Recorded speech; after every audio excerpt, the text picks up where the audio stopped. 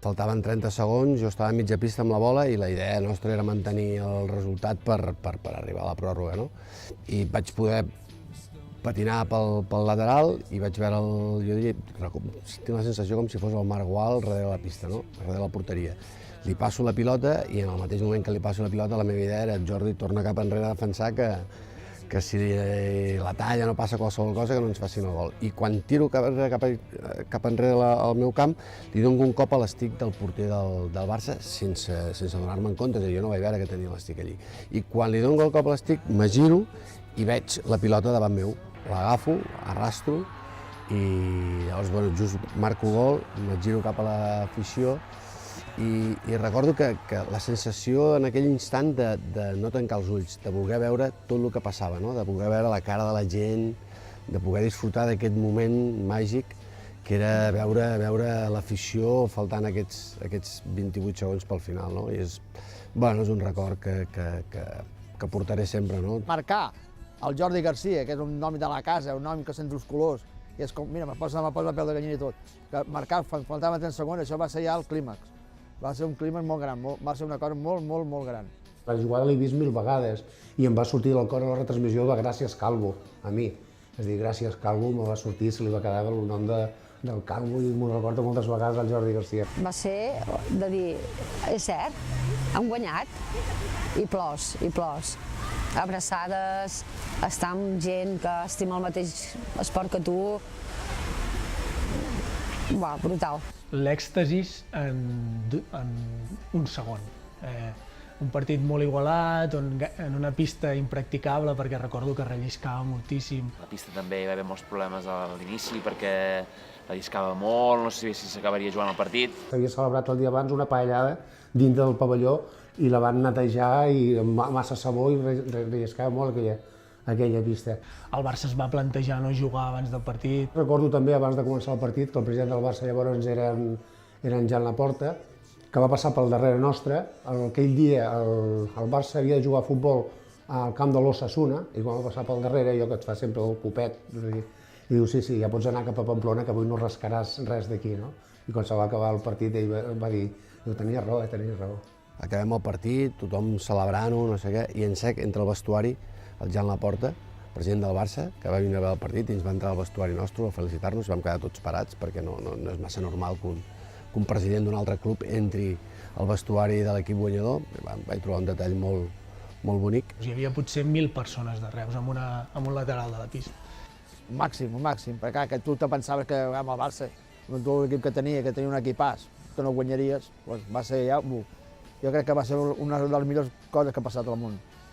Guanyar la terra rival, que recordem que en aquella època va guanyar 13 lligues seguides, vull dir que era molt difícil guanyar el Barça i guanyar-lo a l'últim segon, una Copa del Rei, fantàstic.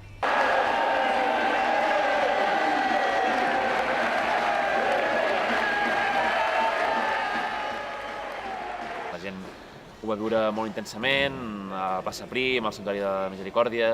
Me'n recordo també que la directiva de llavors també estava molt emocionada perquè s'havia aconseguit alguna cosa molt important. Per als peatges, allò cridant Força Reus, vull dir, vam arribar a la plaça del Prim i ells van arribar. Va ser molt maco. Vam pujar al Prim, jo em vaig trencar els pantalons per pujar al Prim, perquè sembla fàcil però és molt difícil i a més dona vèrtic, però en aquells moments d'eufòria tot ho fas i tot ho disfrutes, no?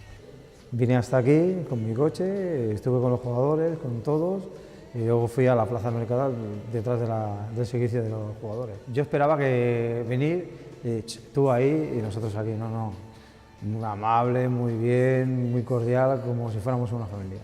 Ofrena a la patrona, la rua amb el minibús que es va fer també per Reus, però sobretot l'arribada a la plaça, no? Va ser una celebració que va reunir molta gent. Jo recordo que de les que jo he vist a plaça Mercadal, de les millors, perquè la plaça estava gairebé plena, molta gent. L'alcalde, el Lluís Miquel Pérez, no s'ha sortit res més que dir als aficionats que havia baix a la plaça que podien pujar dalt també a menjar canapés. I es va omplir, doncs, la sala on estaven tots es va omplir d'aficionats i es va poder veure una comunió molt maca entre jugadors i afició en un lloc tan emblemàtic com és l'Ajuntament de Reus.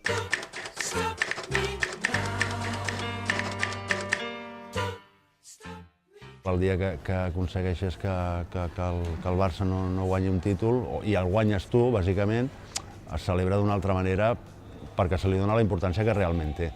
Una petita gesta, perquè repeteixo que el Barça en aquell moment, amb els germans Páez, Borregán, companyia, era possiblement el millor Barça de la història, un equip que era molt difícil de guanyar. Sempre guanyar el Barça és el màxim. No, jugant contra el Barça, si no se t'empata 2 gols, tens la possibilitat a l'última hora de guanyar. És com si te'n vagi 2 gols ja.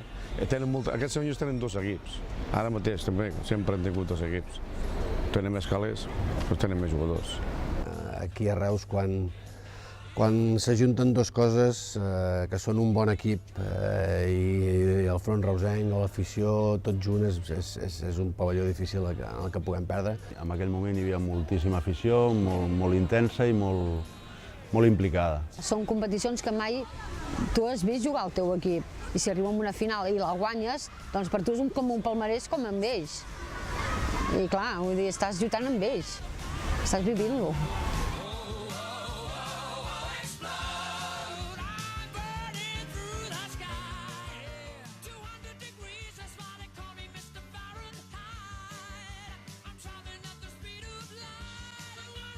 Supersonic woman.